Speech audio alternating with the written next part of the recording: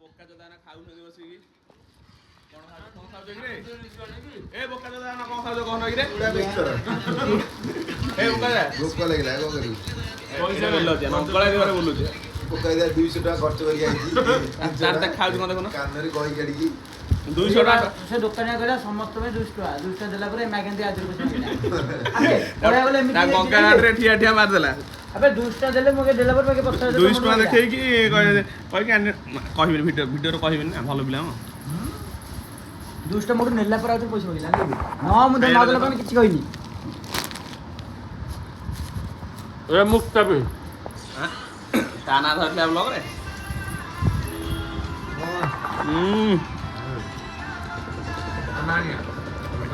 ଆଗକୁ କହିବୁ ରୁମ୍ଟା କେମିତି ହେଇଛି ଦେଖିଦିଅ ମାତ୍ର 1510 ଟଙ୍କା ଆଉ ତା ଭଲ ଦରକାର ମତେ କଣ୍ଟାକ୍ଟ କରି ନମ୍ବରରେ